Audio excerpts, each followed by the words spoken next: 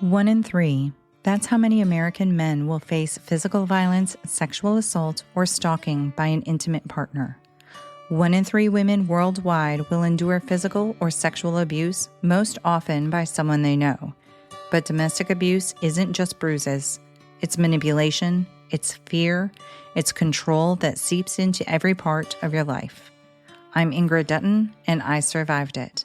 Then I created 1 in 3 so no one else has to suffer in silence. Each week, we break that silence together. Occasionally joined by survivors, loved ones, and experts, we talk about the pain, yes, but also about the healing, resilience, and the fight to reclaim your life. This podcast is more than awareness, it's a lifeline. And a reminder, you are seen, you are heard, you are never alone. Search for 1 in 3 wherever you get your podcasts, because every voice matters and every story deserves to be heard.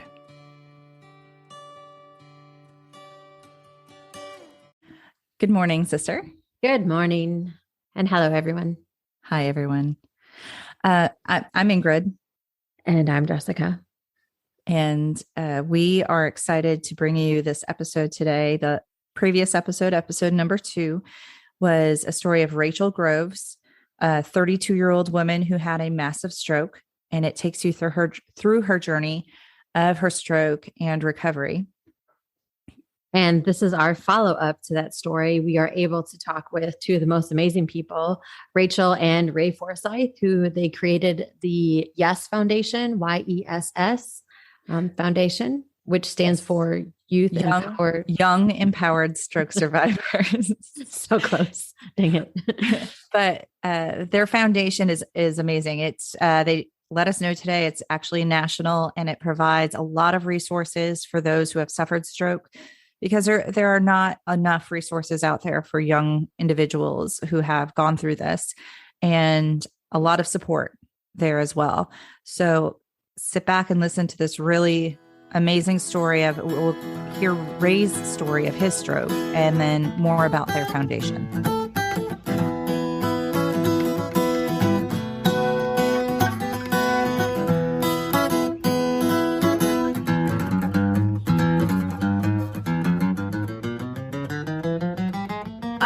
So I guess we can just jump in, but so we had recorded an episode, Rachel, where we told your story, and okay. Jessica kind of had heard bits and pieces of it before from when I was down there, but she had not heard the full length of your story, which is really well written and very emotional. But that was 2016, right?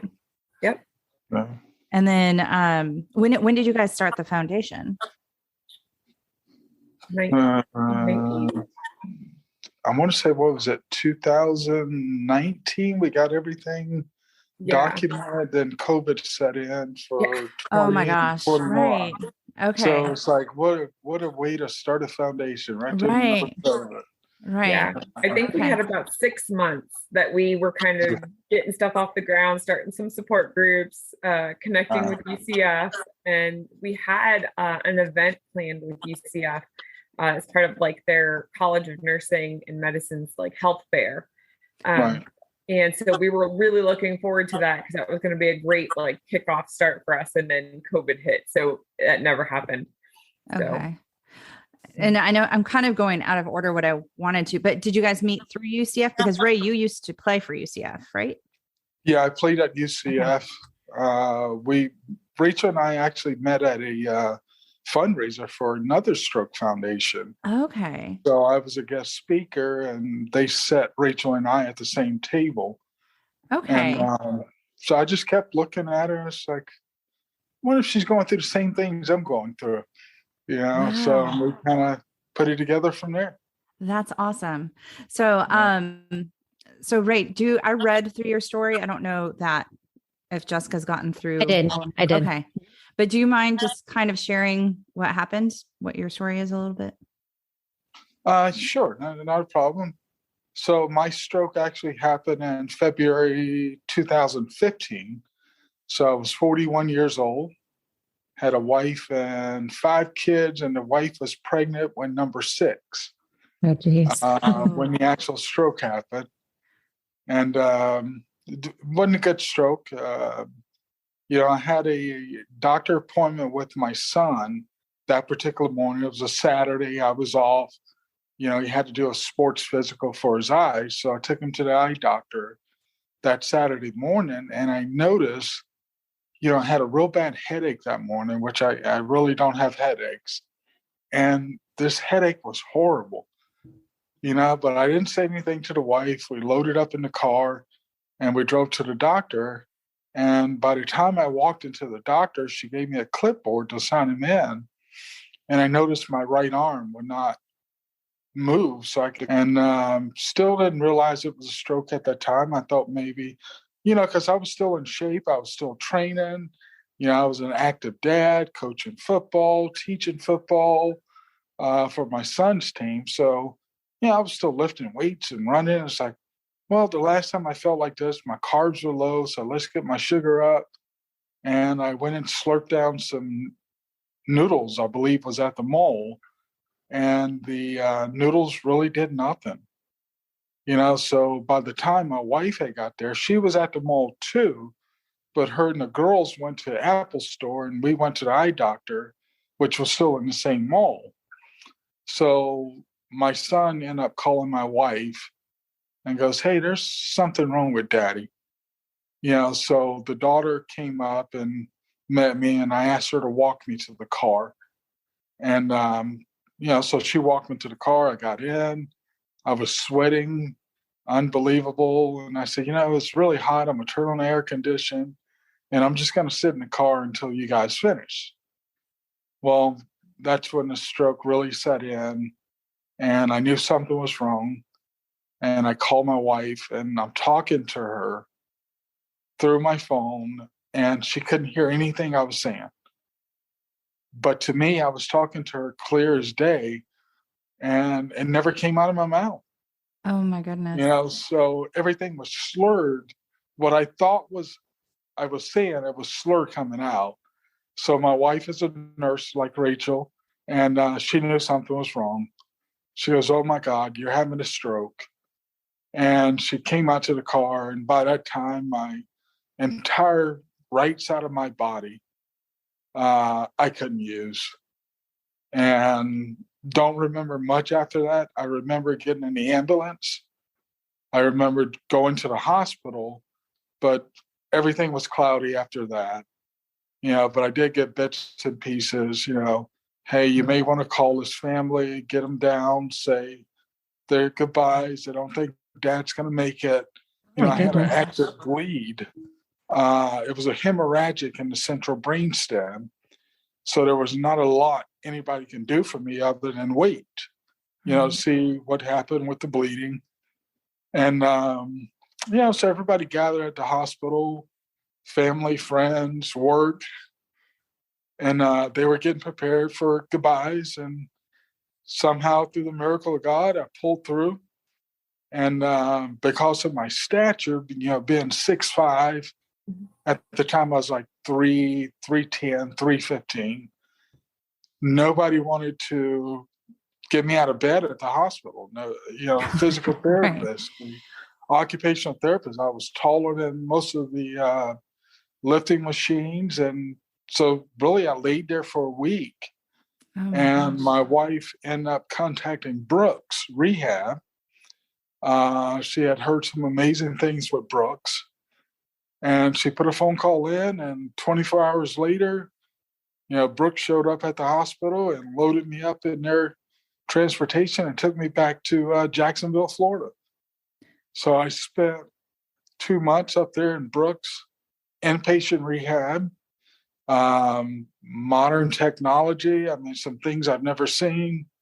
And they were able to get a portion of the right leg I could use, portion of the right hand I could use. So they got that going on me. And then I came back to Orlando, and I finished up with a local rehab facility here in Orlando, which was adequate at the time. Now learning the stroke world and starting the Stroke Foundation. it was really a facility that didn't have a lot of the equipment that Brooks offered me. Like buying this very expensive equipment, and a lot of stroke facilities just they can't afford it. And I got the luxury up at Brooks for 2 months to play with all the latest technology by buying this and Sabo, and so I fought through it. I mean, it was a lot of rehab. I mean, there was a time it was 5 days a week for a couple of years, and eventually I gradually got out of a wheelchair and started walking on my own and ambulating on my own. And even today, I still do stroke rehab twice a week.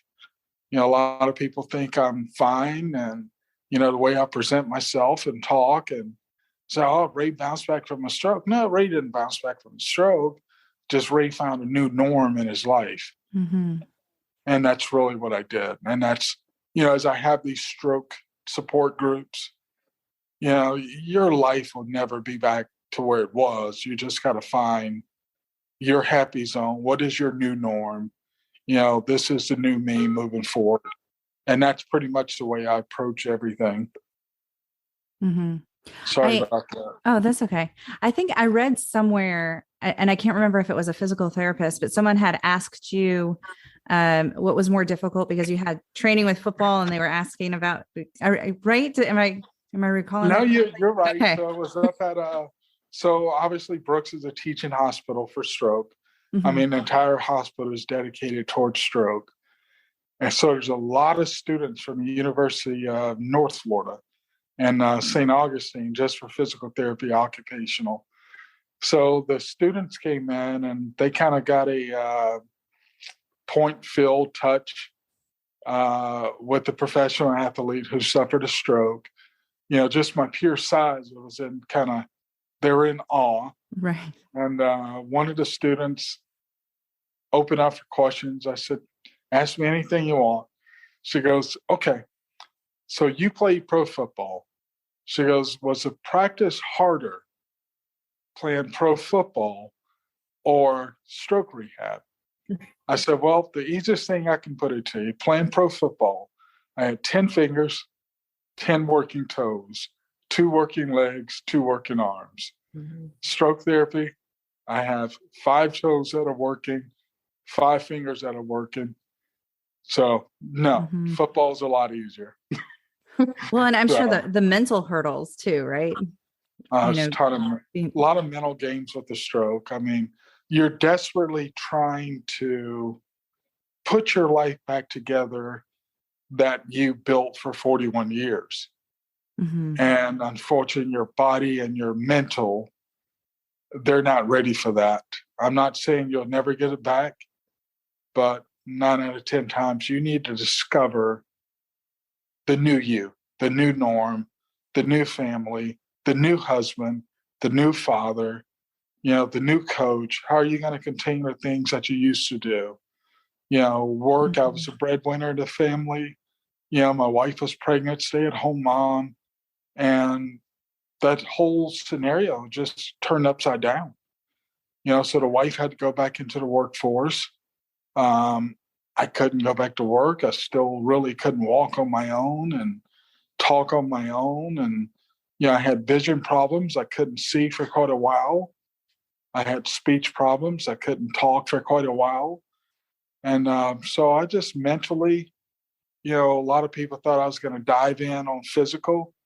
To me, my most important asset was my talking, my voice. I mean, it was a soothing voice. I did my own commercials for the dealership that I was managing.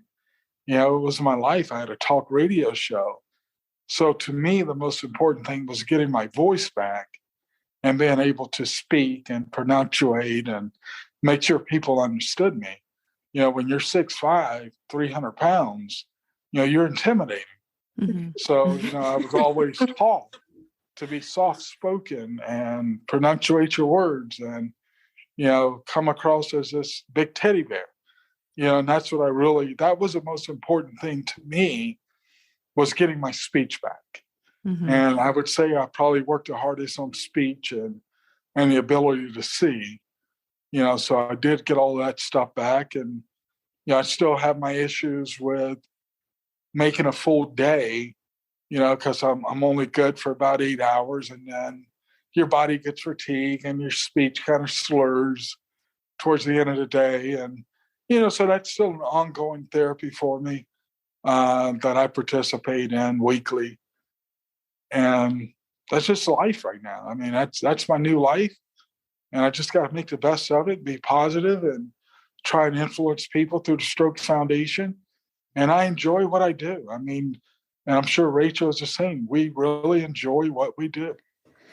Well, you both have just amazing attitudes about this. I remember reading with your story, Rachel, that you started looking at like folding clothes was homework, and it was new and almost fun to start learning how to do your ABCs and everything with your kids, because Jack was doing all of that. What would you say was your focus? Obviously you wanted to get back to being a mom and everything, but yeah, I think like Ray, I had lost my vision as well. And so I think at the beginning, it was definitely interesting. Like I could still hear everything. So there's definitely chunks of time from when it happened and I realized what was happening, to the ambulance ride, to the hospital ER, to like being in the ICU and stuff. There's chunks that are missing. But for the most part, like I was aware of what was happening and what my survival outcome like calculation was. And so I didn't lose that ability as like a nurse practitioner in the knowledge base I had. So I don't know if that made it better or worse. Knowing what I knew and hearing people around me talk, not knowing that I could hear them and I knew what they were talking about. But I think at first, like the only thing I really wanted back, knowing how likely it was that the stroke was going to be pretty devastating physically. I wanted my eyesight back. Mm-hmm. If I got to pick one thing that I would get back, it was my eyesight, because I want to be able to see my kids. Right. I think that was like, to me, the biggest thing. And then as that started to come back, then it was, okay, being in a wheelchair or a walker is not going to be acceptable. And I'm not okay with that. And because I can't be a mom. I can't climb stairs. I can't run around with them. I can't chase after them or play soccer or ride a bike with them. So those then became my goals, or like, okay, what are the things I need to do to be a functional mom, to be involved in their life? Going back to work, I don't know, that kind of wasn't in the forefront of stuff at the time. It was just, I wanted to be a part of my kids' lives and not have to sit on the sideline, because they were young. They were 4 and Natalie was 18 months. So that was really my driving motivation for everything I did. And so it was eating a large piece of humble pie, like not a slice, but like the entire thing. Humility. Being a nurse all my life, I've never been on the other side of the bed as a patient. And that was really hard, to know that I couldn't toilet myself, I couldn't feed myself. And so the humility that came with that was pretty fast and furious, because there was no other alternative to learn to ask for help, or wait for somebody to help you. And I'm a very independent person, so that was really I remember to now know that like I had to depend on other people really to get me through a day, at the most basic functions, was really, that was challenging.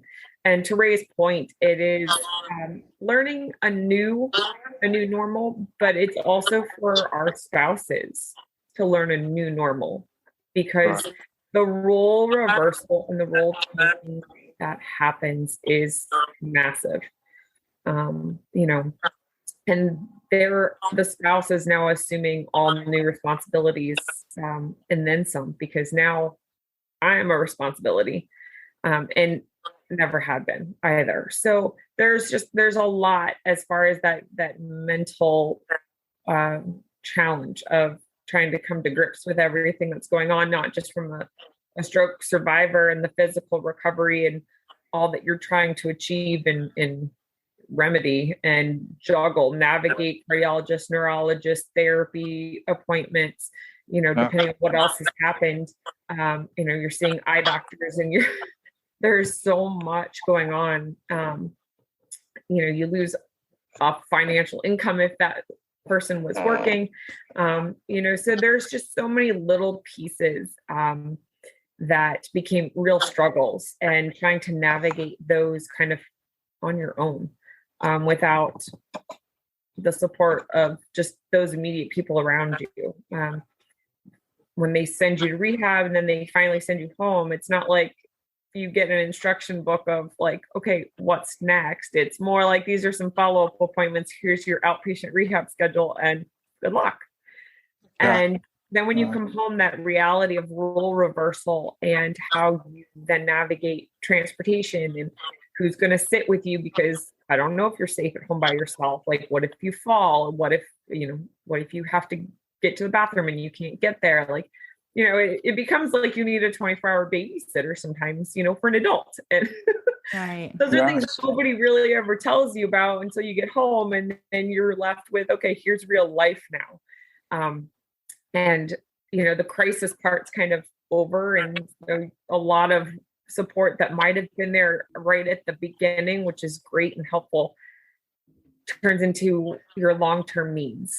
And that's where you find a huge lack of services, lack of support, and just lack of knowing what to do next.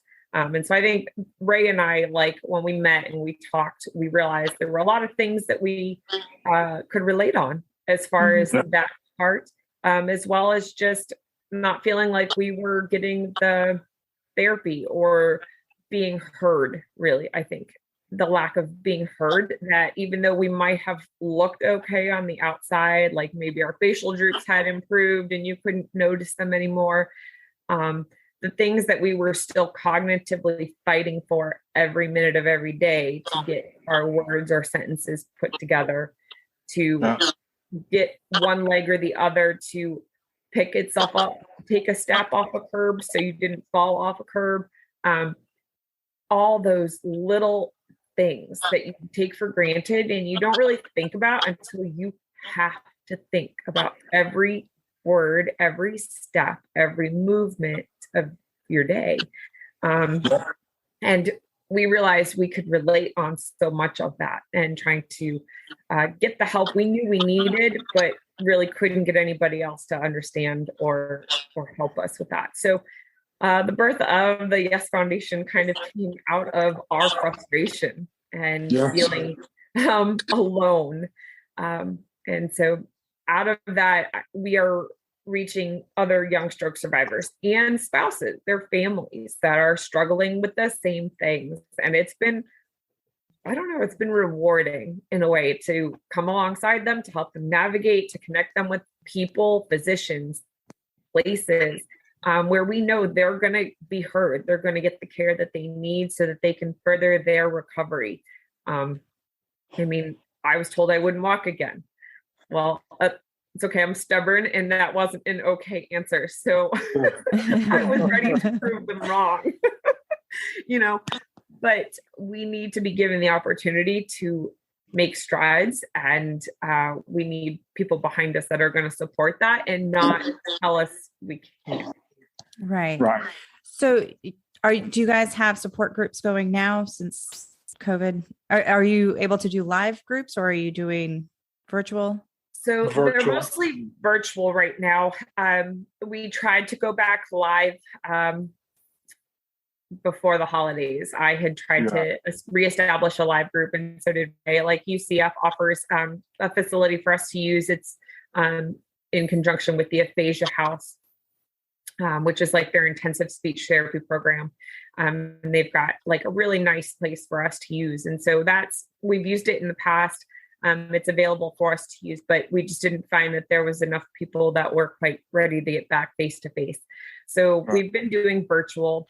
And I think we'll continue to do that. Even if we go back live, it will be a hybrid of live and virtual, because we've now, since everything's gone virtual, there's been a lot more people looking for support groups for young individuals that they can relate to, that get where they are in their age and stage of life. And we've now got people from all across the United States, including Canada, that join support group on a monthly basis. To join that support group, do you just go to the Yes Foundation, and is there a link on there to join it? So it is private. So, but there is a place on the Yes Foundation's website that you can request information and send us an email. And we can then provide a relationship with us as well as the foundation and a link to the support group. Now, do you guys run the support group, or is it like, do you have support groups for stroke survivors and a separate one for families, or is it all together, or how do you guys do that? I handle the men's support group. Okay. So typically I get an email through, if it's a male, I pretty much handle that support group. I have had caregivers, like the wife, I sent to Rachel's support group. What I found, because I attended quite a few support groups myself, through other stroke survivors and so forth. And what I like differently about mine's, because we're young stroke survivors, we had a family, we have kids, there's a spouse. What I find in my support groups, they're really not asking for anything. They are wondering the same things you've been through. How do I deal with my spouse as far as the romance, or, how did you deal with that, Ray? Or, how did you deal with this side effect? That's really what the support groups, at least that I'm finding on the male side, they just want to talk. They're not asking for anything. They want somebody to understand them, and I get the frustration. I was one of them, and unfortunately for me, I was the youngest person in my support groups. Everybody was 65, 70 years old, and their concerns was not the same concerns that I had. How do I financially support my family? How do I get back to being the husband that I used to be? How do I pick my wife up and see her at the end of the day and say, I love you? I mean, the dynamics change. And that's the mental part. So a lot of the men who were the breadwinners, who were the financial support, the tables are turned and they feel less worth as an individual, as a man. So a lot of it's just talking pure life. And one thing about me, I don't sugarcoat my stroke support groups. Everybody's thinking it, but nobody want to talk about it. Right. So I initiate it. And next thing you know, I got a full participation. So. Yeah, I think that's it. It's validation. And I know as far as spouses go, like Brandon has, and sometimes it's really hard to get spouses sometimes to open up because for some reason they just, for me working with the women, their spouses are the husbands, and I don't know, getting them to open up sometimes is a little bit hard. And so Brandon has actually approached them more on a one-on-one basis to have just personal conversations, as because he had to go through and experience all of that turning of tables and what that meant and how to navigate, things that I just did that he didn't really realize, right? I mean, you're juggling kids and daycare and work and grocery shopping, meal planning, bill paying, so all those little things that really add up to a really full schedule. So, being able to talk to some of the husbands of stroke survivors has been helpful. And so he'll just approach that more on a one-on-one basis with them. And is always like really good about making himself available for that. So, but I think the support groups have been great. Obviously the foundation is also there to, help connect resource wise. We're there to help provide, whether it's scholarshiping for additional therapy, because that's something both Ray and I ran into, is that we ended up out of pocket a lot to get the therapy that we needed because insurance only allows so much. And I mean, as a young stroke survivor, like we deserve a lot more. And Correct. it should be based on just, well, a stroke gets, 12 days of therapy. It needs to be based on like somebody's recovery potential and what a therapist is seeing as their improvement and ongoing progress. And so I know I had to fight for that. Ray had to fight for that. And so, as the foundation, like we're there to help other stroke survivors fight for what they need as far as therapy goes and getting that therapy, whether it's, helping them to find documents and support it if they're battling the insurance company, or sending them to the right places to get, like he was at Brooks and he had access to a lot more equipment that was really, really helpful. And scholarshiping those that we can, as, the foundation fundraises and tries to be there to get those additional therapy intensive sessions, whether it's occupational or speech or physical therapy. So yeah. I saw on your page that there was page. So there was I think under the blog, there was a story about someone named Paige who, so is that something that you ask for, or that people volunteer to add their stories to that, or how does that work? Yeah, that is something we just wanted to feature stroke survivors. Okay. As foundation, we were able to help Paige in some of her additional therapy needs. But my goal this year, to be a little bit more on top of that, is to feature a stroke survivor who is willing to share their story, their journey, with the world, because I think we need to change the face of stroke. Stroke doesn't affect gray hair and elderly people.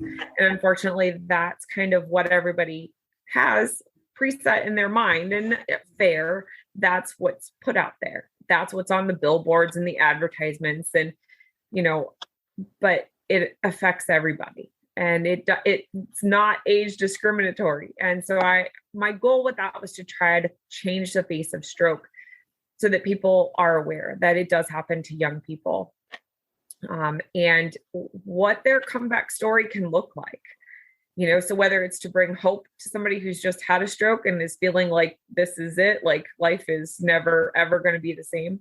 Well, it's true. It might not be, but that doesn't mean life has to end. Like read some stories and see what people have accomplished, what they've overcome, and where they're at. And so that's my goal this year, is to try to, get volunteers that are stroke survivors to share their story. Okay. Do you guys do fundraisers or anything for the foundation? Yeah, we're putting together, obviously you probably read online, my son plays for the Seattle Seahawks. So the Seahawks designed a pair of cleats that he played in.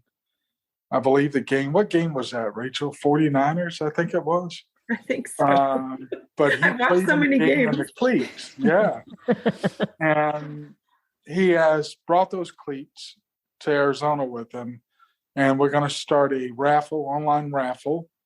We're looking at probably $10 a raffle to raffle off those cleats and a signed jersey, from Stone and the Seattle Seahawks. Very cool. So I'm meeting with a couple different online companies this week. I talked to some last week.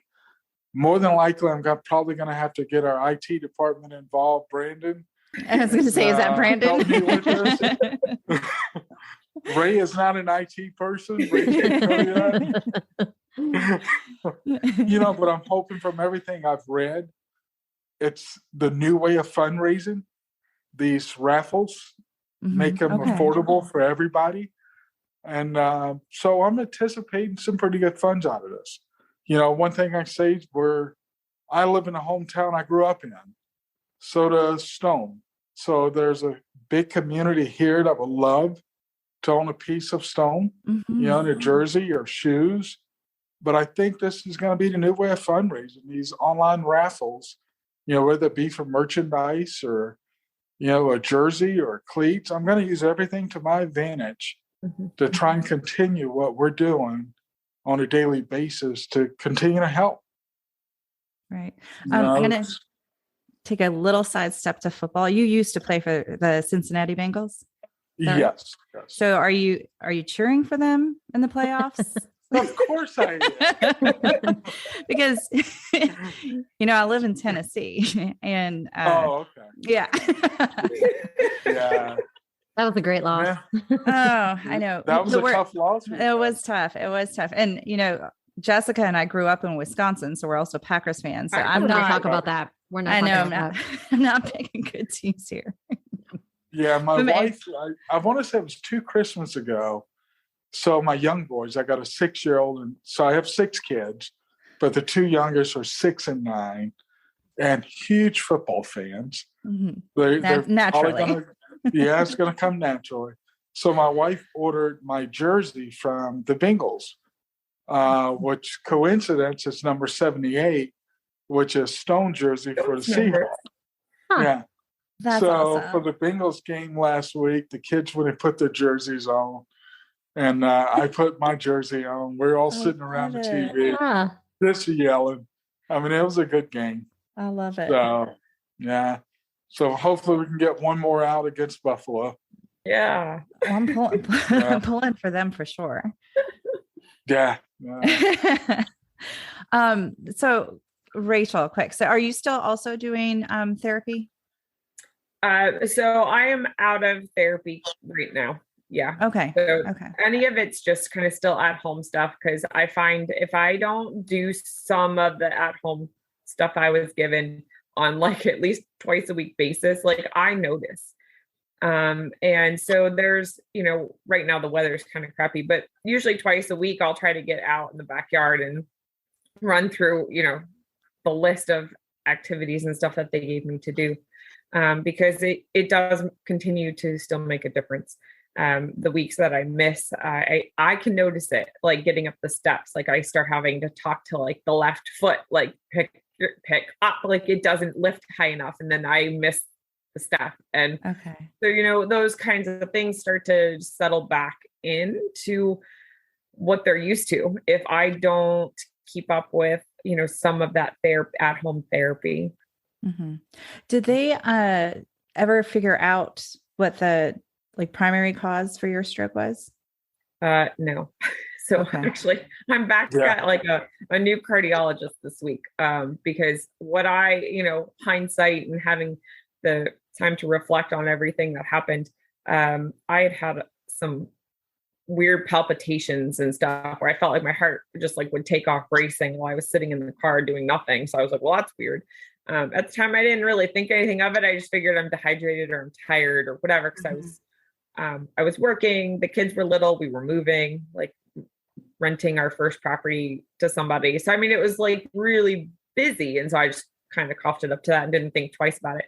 But hindsight's 2020. So looking back at that, I'm like, I wonder what that was. And so some of that has kicked back in. Oh no. And so, of course, there's a little bit of, I think, some PTSD that comes with that now. Absolutely.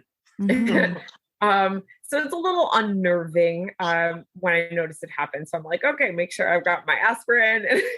Right. Because right now I'm not on full anticoagulation. After a few years of that, they deemed that it probably wasn't necessary.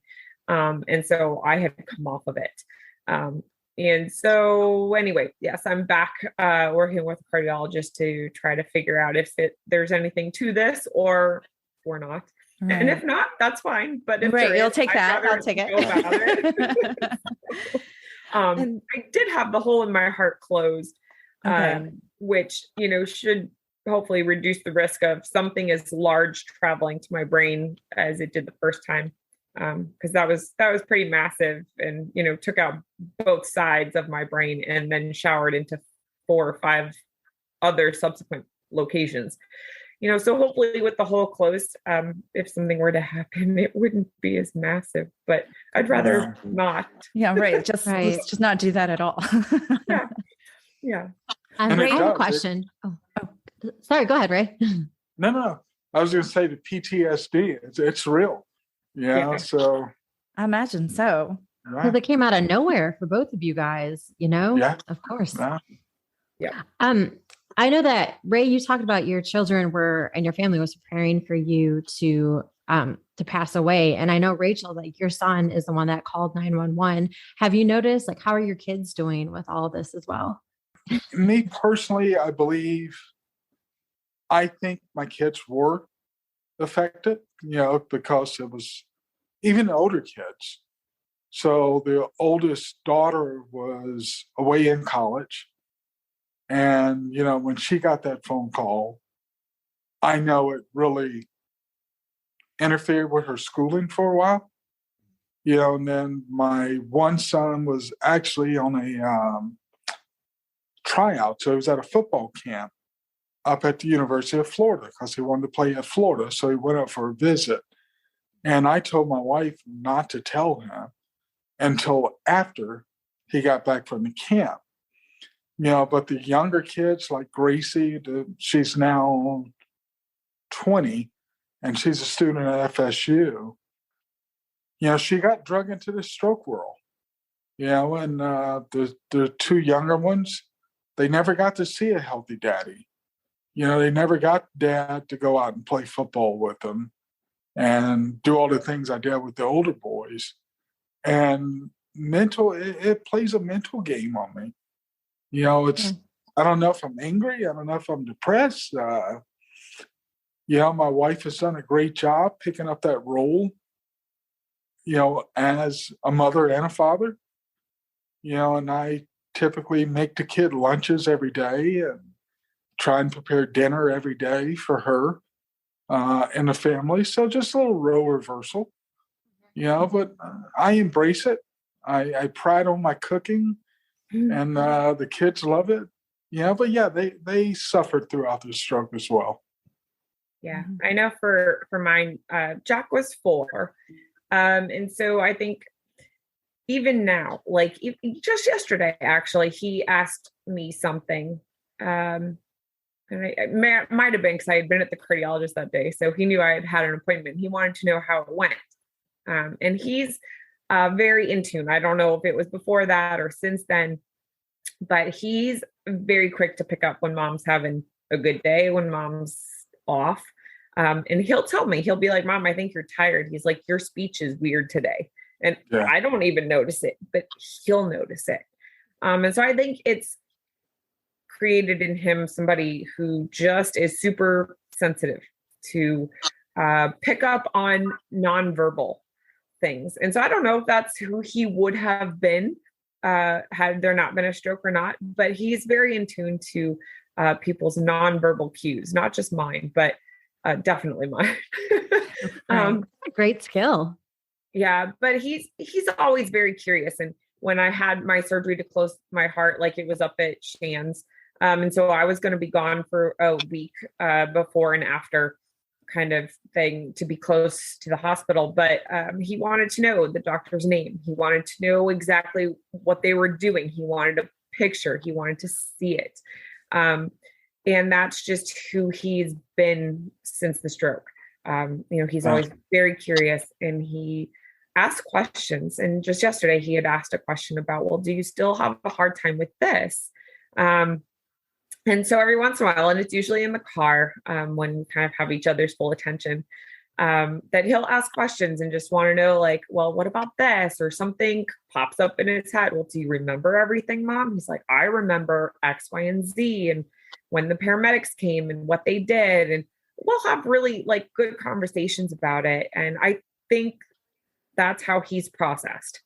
He didn't really go through any kind of like anger, or not that I had noticed. He seemed to roll through it like everything was okay. Mm-hmm. But oh my gosh, yeah, but conversations come up, and so I think that was his way of dealing. It was he's a very like analytical kid. Look who his parents are. Yeah. Yeah. So, He's a little Brandon, put it that way. yeah. So I think for him, that was how he was like reassured and how he was able to settle with things.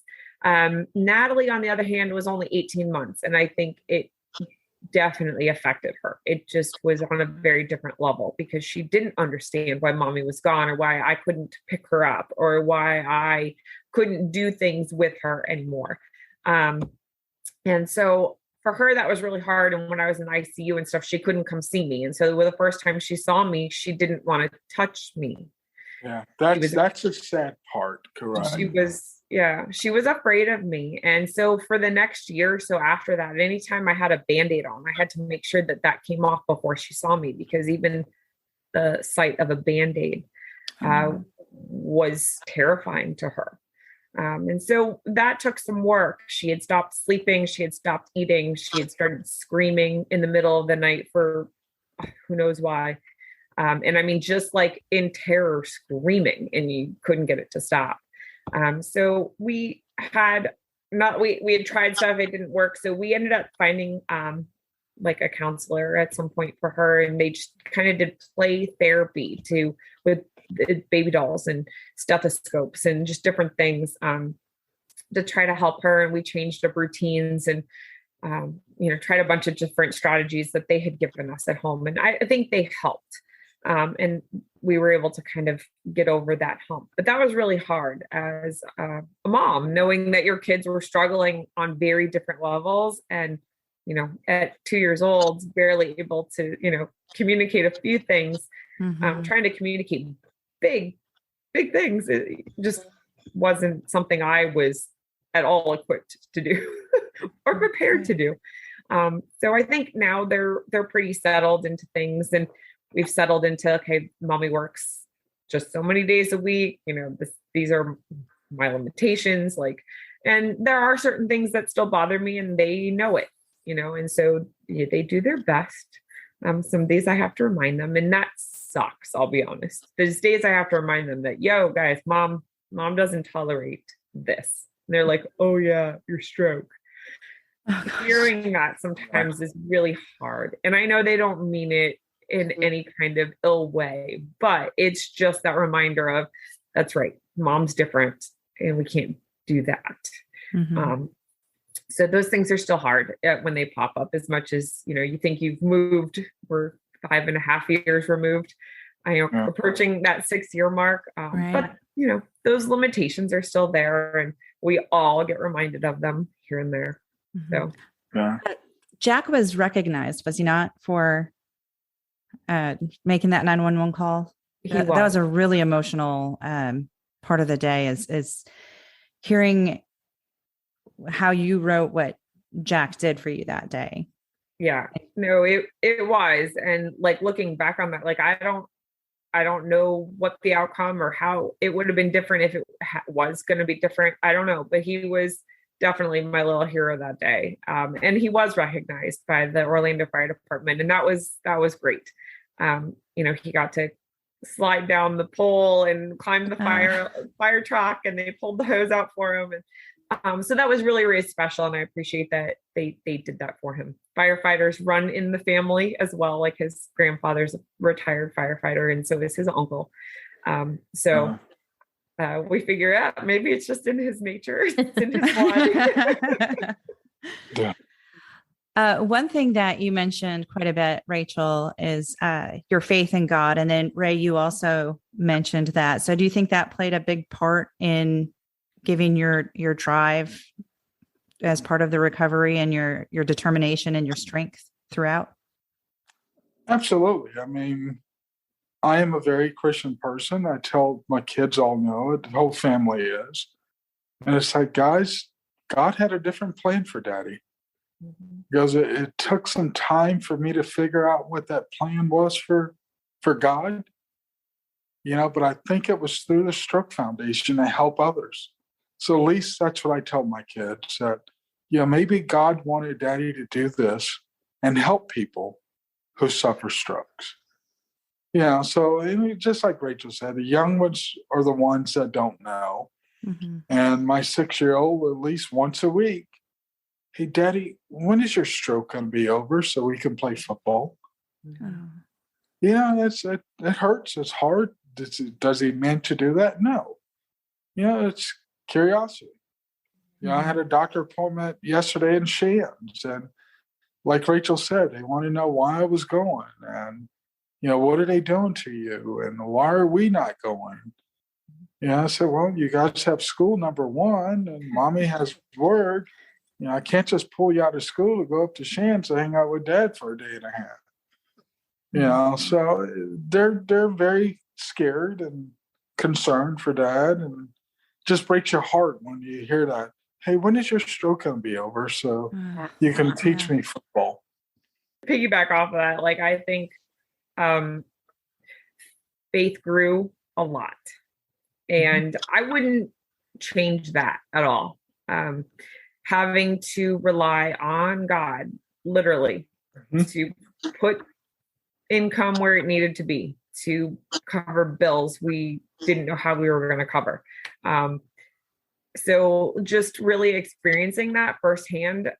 Like I grew up in church. I've been a believer like most of my life. But I can't say that until the stroke I had ever experienced God in that way.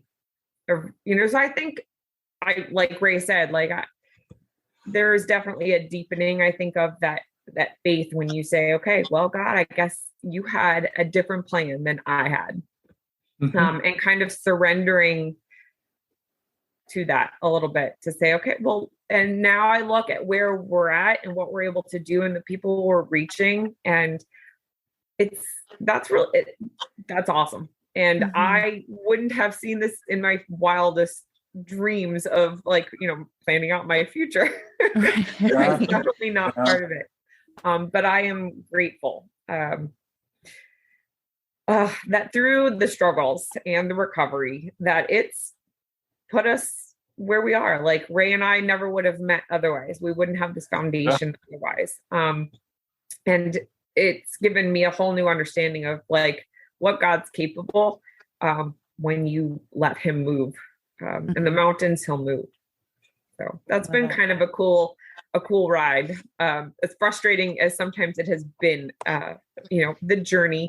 But that's just it. It is a journey, and you grow through these things. And without hardships, I don't think we grow as individuals. Like I think, stuff becomes very stagnant. When things are rolling your way all the time, it's easy to just get very comfortable. And so I am grateful for the growth. And I would love to see where we would be today if it were not from COVID 2 years ago, with how fast we took off and the contacts we made. I mean, don't get me wrong, I'm still thankful for today, this moment, but just the people that has reached out to the Stroke Foundation, with a simple task like, my husband can't afford therapies, and I read stuff online about this, and then I get the other side of it where I get stroke facilities reach out to us. Hey, Ray, I got a young man who's 21 years old, had a stroke, married. Do you mind if I connect him with you? And that's more of a personal phone call from me to them on a weekly basis or daily basis, whatever they need. Like I said, it's not necessarily tangible items that these individuals want to hear. I mean, they want to hear your story and see how you adopted to the new identity that you're dealing with. I had at least me, I'm sure Rachel feels the same, but when a family contacted me with no hope in sight, which had happened to me about 3 weeks ago, young girl I went to school with, she had a stroke, her family reached out, and it was at a local facility. I'm not going to call any names, but she's 48 years old. She didn't show progress at day 3 or day 4 of the hospital, so they were releasing her home. And I had to contact Rachel for skilled nursing. I mean, I went through the whole thing, and then I eventually reached out to Brooks. Brooks got involved, and Brooks did an inter hospital transfer, from the hospital she was in up to Brooks. Well, it's week 3. She's still at Brooks. She's progressing very, very well. And her family think I'm God. I'm not God. I just use the resources that I knew to help her. But I enjoyed that. I got the biggest thrill of that. I was joyed for a couple of days. My wife is like, that really made your day, didn't it? I said, yeah, it did. Because they gave up hope on her. The hospitals gave up hope. They were sending her home. That's not helping. So to get Brooks involved and to where she is today, she'll probably walk out of Brooks next week, with assistance, but she'll walk out with the local hospital center. There's nothing else we can do for you. My goodness. Thank goodness the two of you connected. Yeah. And I've talked to her, and she's going to let me share her story. And then eventually she would like to work with the foundation. I said, Don, you pull through this, we're going to get you in the foundation. We're going to get you involved. So I don't know. Things happen for a reason. Right. 10 years ago, would you ask me that? No. I mean, I was tied up in my career, busy making money, working 80 hours a week. God had a different plan for me. And so your foundation, again, just so people can access it, it's YESS foundation.org. Yes. Yes. And it stands for Young Empowered Stroke Survivors. Right. Correct. Okay. Well, you guys, we don't want to take up all your day. I could sit and listen to the two of you forever. I could too. Oh my gosh. Thank you so much for taking the time to talk to us. Absolutely. Thank you for the opportunity to share our story and about our foundation. And yes, you can. You can do it. And we're here to keep that hope alive. Absolutely. Any other closing arguments? Closing. No, I really like to thank you guys for the opportunity to be on the Zoom call and get additional exposure. Every little bit helps. We really enjoy what we do, and I get a satisfaction out of being able to help a family that's in total chaos and don't know if their spouse is going to survive, and children crying, and they just want to hear your story and make sure there's hope after stroke. And I assure them there is hope.